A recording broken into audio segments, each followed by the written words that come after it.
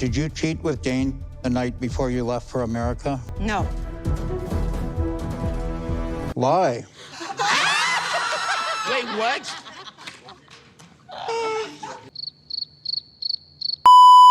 So the way that I took it was But the like... other person was in the middle of the sentence before you started yours, and that's why.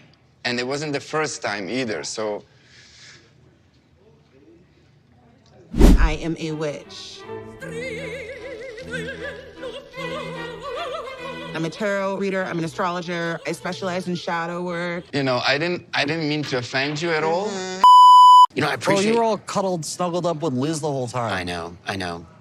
You guys were holding hands. Yeah, this is the version I fell in love with, right? Brother, He said, I don't think anybody in this world will ever understand that we love each other and we want the best for each other. So thank you for always being my friend. Oh! Ew! Dude! What the fuck? He was home 4 days, I believe. 4 days, 3 days, he was gone. So hi guys, this is Michael, and I want to share my side of the story with you.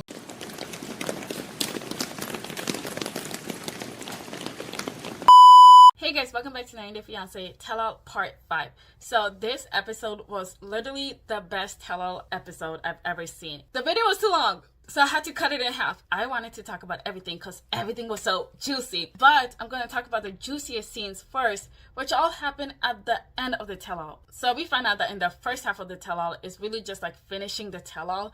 But the second half of the tell-all is literally behind the scenes drama, shit, everything that's going on. And I thank TLC gods for showing us this because, oh my gosh, Ed and Liz, y'all ass gonna get beat, especially you, Liz. I can't believe you, Liz. Crazy, dog. Oh, and then Angela and Michael, crazy. Why am I talking about it so much? Let's just get into it. Oh, by the way, I'm gonna post the first part of the tell-all tomorrow because this is technically the second part.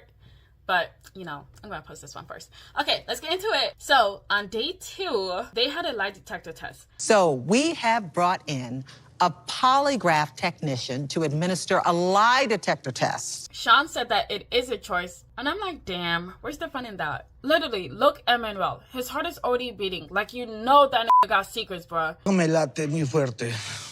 Oh, okay. Manuel seems nervous. Oh, boy, he had another thing coming. The jury will now go off and deliberate on... Get out there! That nigga is get out there! So they're gonna write each other questions, but it's anonymous, so nobody really knows who wrote what. Well, did you write a question for me? I don't know, it's anonymous. So then they bring out the polygraph guy, and it's John. You know, ever since Shane Dawson used him, was it Shane Dawson? I don't know. It was just a big YouTuber. Somebody used him, and ever since then, he's been like the go-to for polygraph tests. John Grogan. He does all of the lie detector stuff for like every YouTuber. How can there only be one guy that does lie detector stuff? We need to know more about this. Nope. And I know he's making bank, like he's literally getting the bag every single time. And now he's on 90 Day Fiance. Isn't that crazy?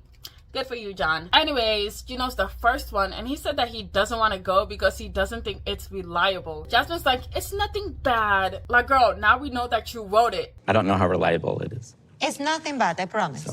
Oh, she asked a question. You wrote the question? Gino's a trap. But he still said no, so next is Jasmine. She is so nervous, but Gino said that she doesn't gotta go since he didn't go, and he admits that it's a tough question. Jasmine's like, what if it's broken? And so they asked John, and he said that it's not, and innocent people should jump at the chance to answer. I'm innocent, but I'm nervous. Nope, she's guilty. Guilty as charged. But apparently, Jasmine doesn't get just one question, but she gets 3. Gino's like, you can do it, Jasmine. Man, shut your bitch ass up. My heart is about to come out right now. Okay, Jasmine, You can it's do now this. or never. If anybody, I think you could. Then the cast asks John, since her implants are so big, would it affect the results? Which is hilarious. What is wrong with these people? Anyways, for anybody wondering, the answer is no. Okay, first question was, are you attracted to Gino? Take your drink. Okay. And Jasmine said yes. True. Say stop, Jasmine, stop it! Who would have thought? Who would have thought? Not me. Second question was, did you cheat with Dane before you left for America? She said no. True.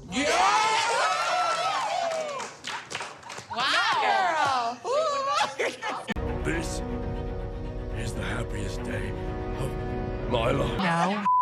No. Everybody's shocked with that one, but she did say that she wished she banged him, okay? So it kind of makes sense. I wish I have done that last night. I wish. Then they asked her one last question. Do you think your boobs are too big? And she said yes. Lie. Wait, what? I actually want them bigger. So now Jasmine and Gino are doing great. Sophie passes, Liz passes, and there's no more further questions. All right, Jasmine, you're the only one. So you threw me under the bus. And to be honest, I'm not surprised. Everybody else is kind of boring, but I did want to know about Manuel. I'm actually surprised nobody said anything about Manuel. Not even Ashley. So then to take a break, Liz says that she panicked because she didn't want to be caught in a lie about Ed's size, which is crazy because in part 1, she said that he was small. He's got a small penis. There we go. Oh. So is he actually average? Because Big Ed isn't actually big. Ew. So apparently one of Gino's questions was from Emily, and she asked if he preferred Jasmine sucking his toes or giving him a BJ, and he actually said sucking toes. I would say her sucking on my dirty, disgusting toes. That is so interesting. Oh yeah, suck that toe. This part of it tastes like shit.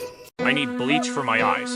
First we put the bleach on her eyes, and that's it. That was gross. Okay, so moving on, we found out that there was drama that happened on day 1 when it was Jasmine and Gino's section, and then when Ashley put in her input, Alexi basically closed his hand behind him and told her to basically shush and let them speak. Gino and Team Jasmine. Well, I think he's saying that because he doesn't feel supported. And Ashley didn't like that. She didn't like that at all. I'm going to speak if it's okay with Lexi that I speak. Is it okay with you that I speak? Sure. Okay, let's make sure we keep those hand gestures to ourselves then, okay? And yeah, I can see what Ashley's talking about because it looks clearly like he's trying to shush her. So when Ashley called him out for it, I don't know why he's acting like he didn't do anything. Lauren is right to be confused because she didn't see her mans do what he did, but he knew what he did. Jasmine's like, that's rude, and he owes her an apology. And my whole thing is that is not cute. And she's like, I'm gonna let him know that I will not be disrespected, and that goes for everybody. I'm like, what did he say fuck me for? So then they get back home, and people asked her what's wrong because she looked upset in the second half, and she said that it was Alexi, and he is looking kind of scared. I could tell something was wrong, like he was upset. It was Alexi.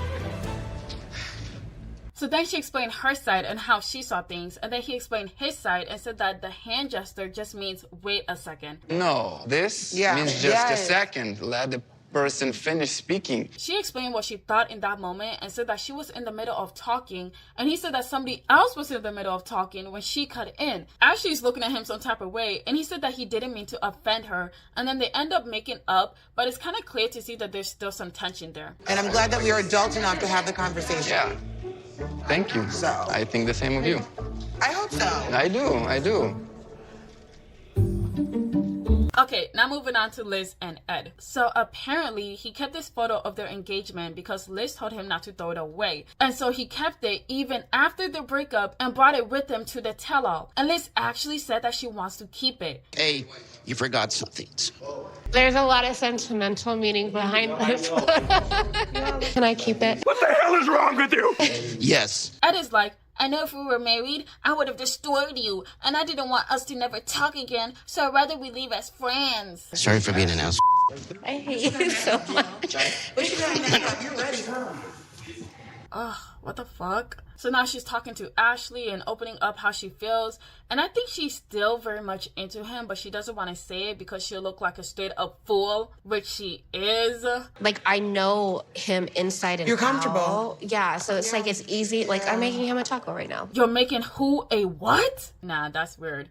Jason left way too early. She said that she should have wore the wedding dress to the tell-all for like an FU moment. I'm glad she didn't do that. So now the girls are talking about it and how they think that she's still into him. Well, to be honest though, she does react strongly towards Ed. I don't know, I'm like 50% she's still in love, and 50% is like, no, she's over it. And then they also bring up how they thought that Liz was rubbing Jason way too much in Ed's face. Then we see a conversation of Ed and Patrick where Patrick calls out Ed for cuddling and holding hands with Liz. Are you kidding me? Jason saw where you guys are acting. They'd be done. It did seem like you were going for one more time for old time's sake type of thing.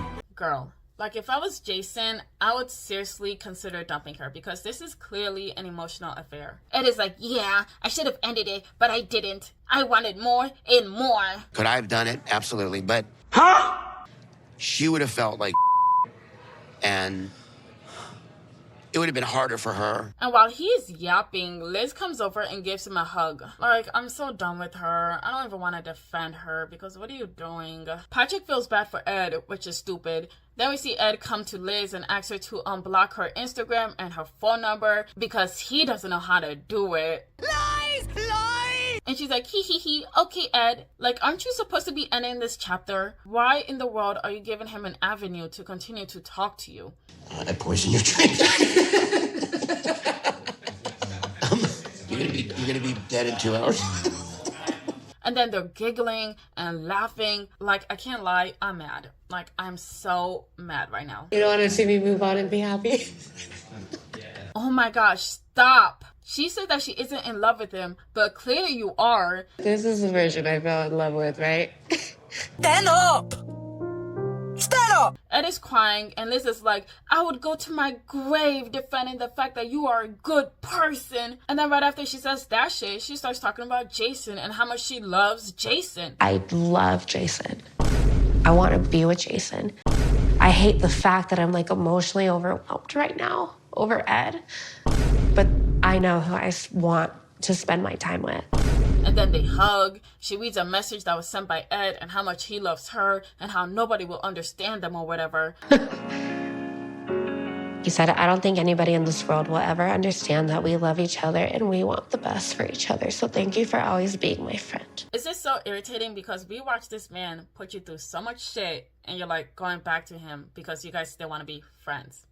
I will never be friends with some guy that treated me like that. So now that's the end of them. And now we get into some Emily drama. So apparently her and Kobe had an argument about the baby's name because he still wants to name the baby after his friend. Okay, but I don't like the name. It can be the middle name. And he's like, no. And I feel like it's so unfair. Like, you already get the last name. We can make it a middle name. And now he won't let me do the first name. And as they're talking, Kobe is not compromising, like, at all. Emily's upset because it's either her be happy or him be happy, but he refuses to change the name to something that they'll both like. And I stand by Emily because I would never name a baby after somebody that hates me. That's just so dumb. I always listen to you. I always go with your flow. The one thing that I am asking, you are acting as if I should be flexible about it. Kobe said that he brought this up before she got pregnant and she didn't argue about it before, but then Emily decides to get up and leave. Anyways, now we see the baby. Adorable. Oh, look at the little baby. And now look at the big baby. Wow. Emily gave Kobe what he wanted though and named him after a team, which I feel like is still better than Valerie, so a win is a win? Maybe? I don't know. Seems like just a loss, to be honest. Okay, now for Angeala and Michael. So she's talking about how they got back to the hotel and how she wanted his wedding ring back. And he was like, nah, it's mine. You ain't really married. You're here. You're married to the United States of America. And let them buy you the ring. There's something wrong with you. Anyway, she made him give it back to him, and then she lost it. She said it was a sign. That's a sign to me. It's like, see, God, I told God to give me a sign. A sign that you're an irresponsible bitch. What the fuck? Michael is upset because he had that ring for 4 years, but to keep the peace, he just decided to give it to her. Honestly, that just makes me so sad for Michael. You can see the mark on my finger. Damn, it left a deep mark. How did he even pull that off? So now after the tell-all, they received an update. And just like, oh my gosh, my worst fear came true. The man I've abused for so long left me. Oh no. We was home 4 days, I believe. 4 days, 3 days. He was gone. He was gone.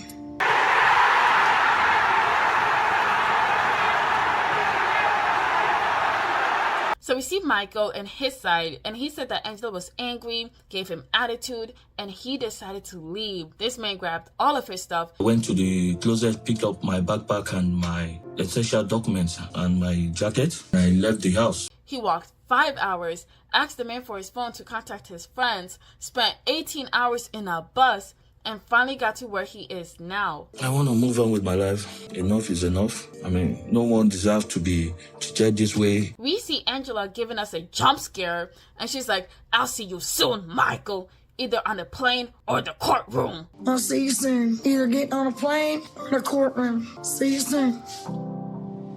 Lord have mercy. This woman is bitter and evil. So that's the end of this part. We'll be posting the next part tomorrow. Thank you so much for watching. Please leave your thoughts in the comments below. Please like, share, and subscribe. Thank you so much for watching. Bye.